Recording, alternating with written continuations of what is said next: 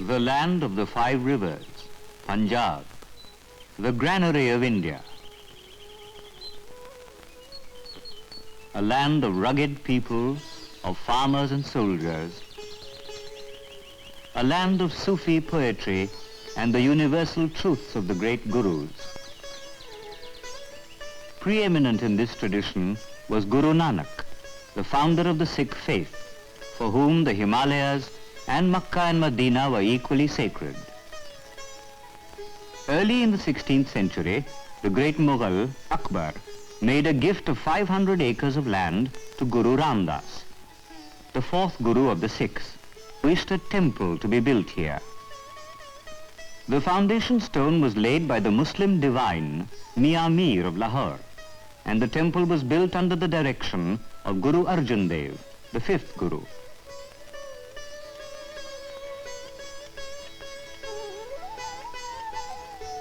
"200 years later, the greatest of the Sikh rulers, Maharaja Ranjit Singh, then at the height of his power, gave the temple at Amritsar its covering of gold. The Golden Temple at Amritsar is the first place of pilgrimage for the Sikhs.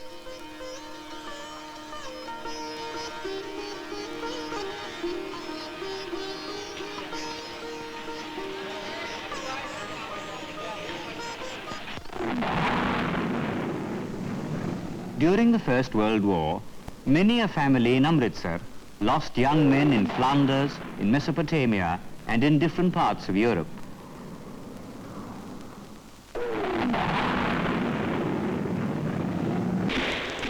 The wheat fields of Punjab provided bread for French and English soldiers. In India, there was the awakening of a will to freedom. Into a political arena enlarged by Bal Gangadhar Tilak, Bipin Chandra Pal, and Lala Lajpat Rai, entered the imperishable spirit of Mohandas Karamchand Gandhi.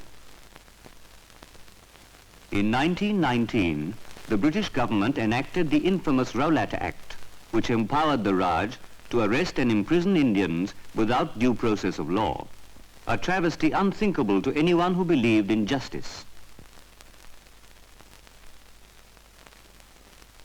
Gandhi asked the people of India to protest against it. He asked them to observe April the 6th, 1919 as a day of national humiliation, and he asked that every demonstration be non-violent and peaceful. On the appointed day, life in Punjab was brought to a standstill by a massive hartal. In Amritsar, the protest movement was taken up by Dr. Satpal, Dr. Kichlu, Chaudhry Bugamal, and Mahasha Ratanchand.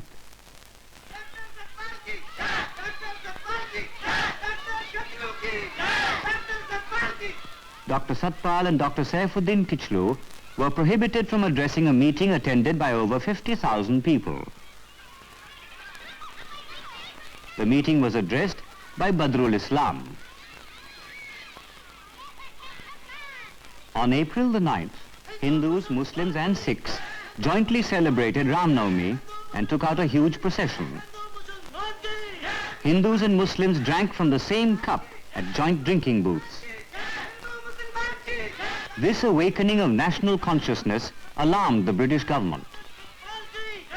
Dr. Satpal and Dr. Kichlu were deported from the city. The people of Amritsar, in their anxiety for their leaders, moved in procession towards the Deputy Commissioner's residence to ask for their release.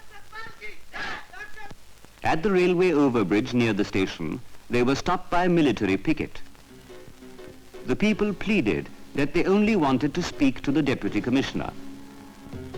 Without provocation, the military suddenly opened fire, killing and wounding many people. Soon the crowd lost control and went on a rampage. The General Post Office was set on fire.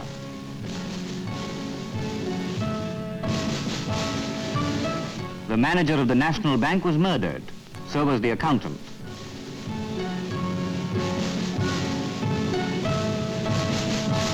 The town hall and the Queen's statue were attacked. The manager of the Alliance Bank opened fire on the agitators, killing some of them. Miss Sherwood, a teacher in a mission school, was needlessly attacked. She was rescued by the family of one of her pupils, but it was too late to stop the wave of antagonism and hatred. When some of the wounded were taken to the civil hospital, the civil surgeon refused them treatment, saying, "Send them to Gandhi." No one was more distressed by the violence than Gandhi. But peace and non-violence were not given a chance, and circumstances moved towards tragedy. Meanwhile, authority had decided on revenge for British blood shed. The guns of the Govindgarh fort were trained on the city. The Lieutenant Governor, Sir Michael O'Dwyer, sent for troops.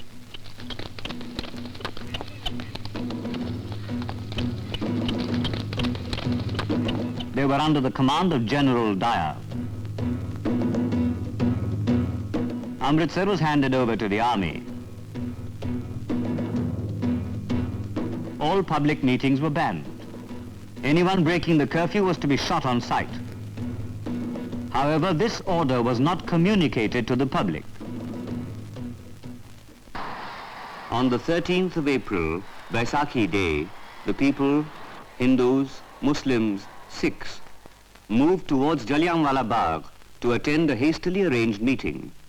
They wanted to express their pain and grief.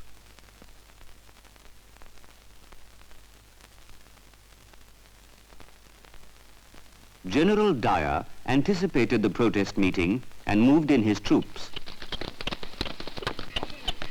His 2 armored cars could not pass through the narrow lanes.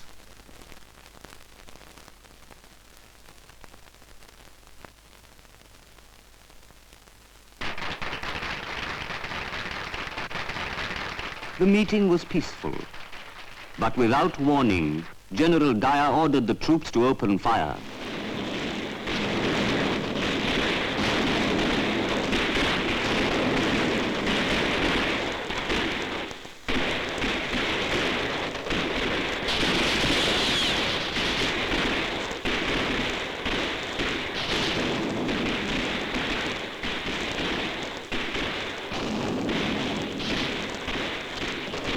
However much the British loved their empire, many of their administrators sought after justice and fair play. But General Dyer blackened the history of British justice for all time.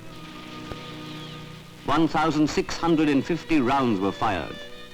According to British estimates, 379 people, including children, were killed, and more than 1,200 wounded. Jallianwala Bagh, a modest courtyard in a simple city, is important because it symbolizes the conflict between sanity and reason on the one hand and violence and inevitable disaster on the other. It was here that Christ was crucified. It was here that Gandhi was assassinated, and Kennedy and Martin Luther King. The massacre at Jallianwala Bagh is a flashpoint in the history of many millions of struggling human beings.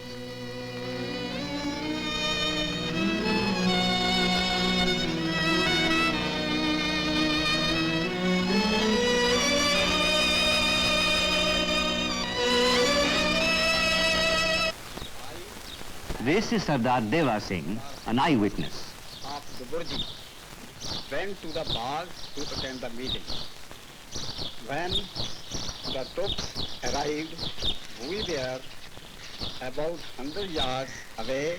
The troops began shooting ruthlessly and indiscriminately.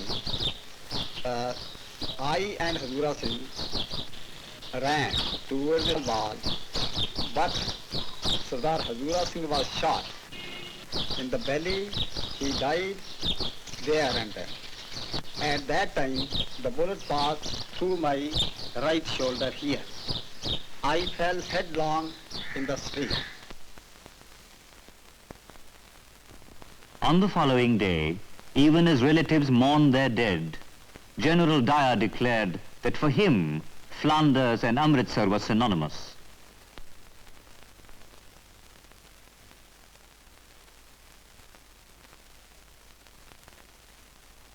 People were publicly flogged in the streets. In the narrow street of Khu Kodian, where Miss Sherwood had been attacked 9 days previously, residents were chosen at random and made to crawl on their bellies for 150 yards. Among them were 6 young boys who were later publicly flogged. They were unconscious long before the flogging ended. Similar measures were employed in Lahore. In the town of Kasur, an open cage for human beings was constructed in India for the first time, the first concentration camp. There was no want of gallows.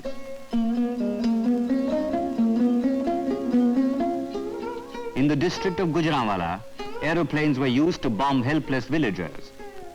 Among them were students playing a game of hockey. In the House of Commons, Mr. Asquith spoke of the brutality as being the worst outrage in the whole of our history.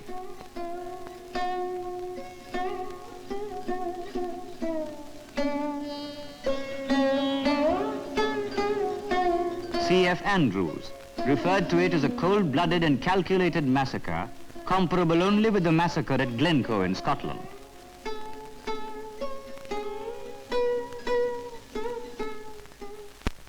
Sir Rabindranath Tagore renounced his knighthood. For Jallianwala Bagh was the flashpoint which convinced Gandhi that imperialism would never understand an appeal to the rule of law, in spite of cooperation during the First World War. Henceforward, Gandhi was to be an implacable advocate of non-cooperation with the British government until independence was won. Because of widespread public pressure, the government was compelled to appoint a disorder inquiry committee under Lord Hunter. And before the Hunter Committee, Colonel Johnson said, "If I had the chance, I would do it again."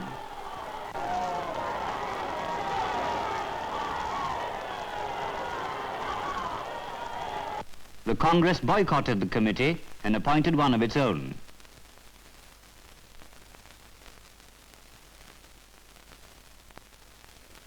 Madan Mohan Malaviya was the chairman.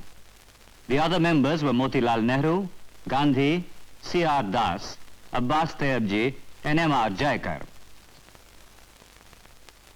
Maulana Muhammad Ali said, "General Dyer fired not only on these people, but fired into our hearts." Lokmanya Tilak declared, "We shall continue our agitation for full responsible government." In the words of Gandhi, "No country has ever risen without being purified through the fire of suffering. Life comes out of death. Will India rise out of her slavery without fulfilling this eternal law?" The Congress session in Amritsar made it a more cohesive party with a definite program. Said Motilal Nehru, the president, "We want freedom of thought, freedom of action, freedom to fashion our own destiny."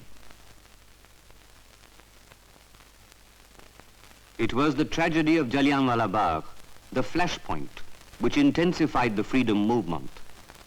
The 1920 Calcutta Congress passed a resolution on non-cooperation and boycott of all foreign goods, a movement which shook the imperial edifice.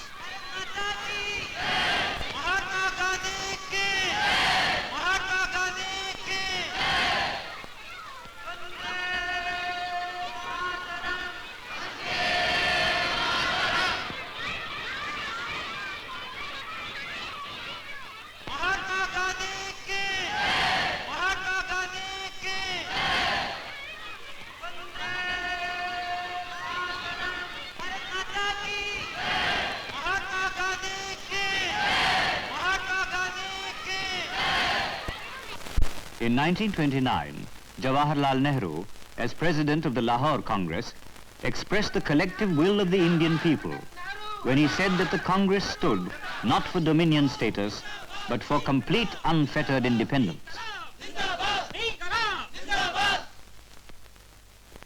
A young boy, Udham Singh, had seen the massacre at Jallianwala Bagh. It became an obsession with him to hunt down the perpetrator of the tragedy. In 1940, at a public meeting in London, he shot and killed Sir Michael O'Dwyer. He was hanged. These are his fingerprints.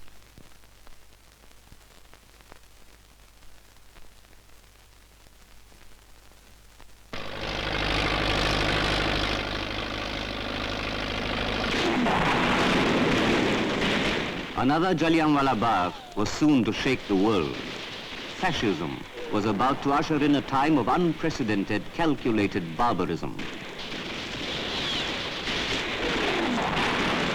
When the people of India were asked to fight for the Allied cause, the Congress stipulated freedom as the price. When this proposal was turned down in 1942, the Congress launched the Quit India movement. Every leader of any importance was put behind bars, but the people carried on the struggle. The spirit of Jallianwala Bagh was revived. Over 1,000 persons were killed, and more than 100,000 went to jail.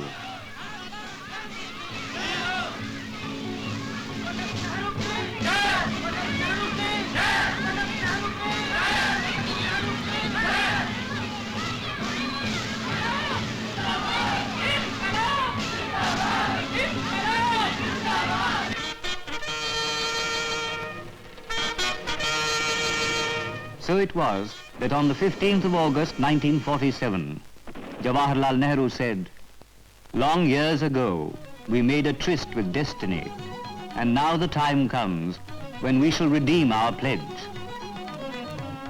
The pledge was given and redeemed at Jallianwala Bagh. They had not died in vain, those unnamed martyrs. India was free at last. It is strange that the massacre of Jallianwala Bagh is celebrated with joy. This generation does not weep. It is proud of the courage of those who have gone before us. Today, when we witness the celebration of the freedom of India, we remember those who died, sons, daughters and families, in the cause of that freedom.